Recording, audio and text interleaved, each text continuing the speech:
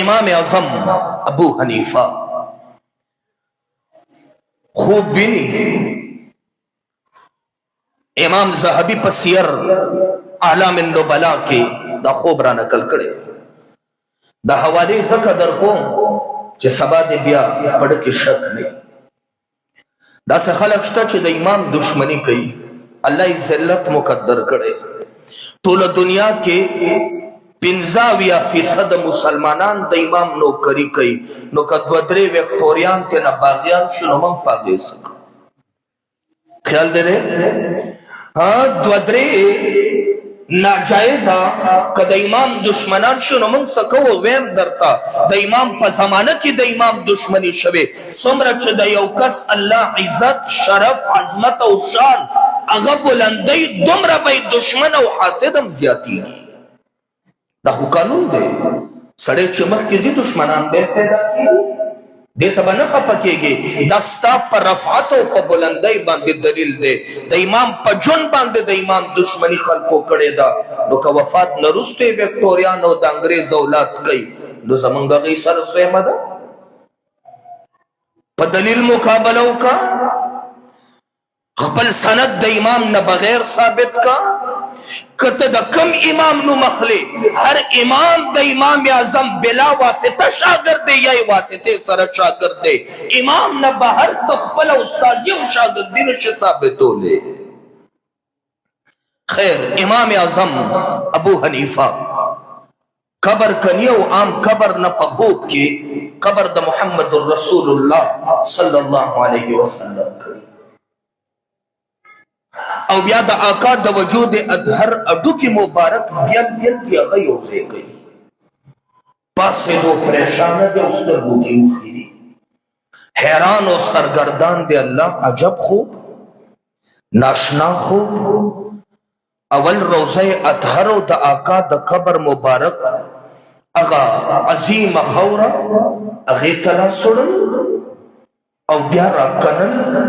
او بیا دا وجود اطہر اڈو کی نو آغا جسم خو صحیح سالم دے اللہ دا انبیاء وجود اطہر آغا پزمکہ حرام کرے دے ان اللہ حرم علی الارض اجساد الانبیاء اللہ پزمکہ دا نبی وجود حرام کرے دا سنگ خوب دے پاسے دو بصری تے سفر کو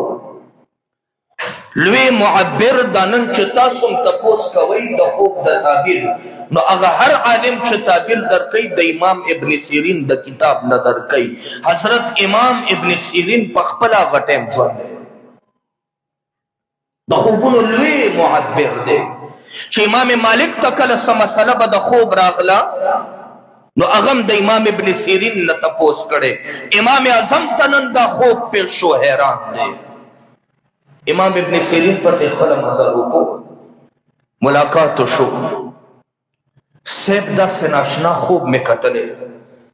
حضرت ورطوی خان خپکے گمت دا خودیر دا خوشحالے خوب دے سیب تعبیر راتو کا ما خصور از آرام نہ دے کرے پریشانی میں ورس پا ورس باندے زیادی گی وی تب اول اغا سڑے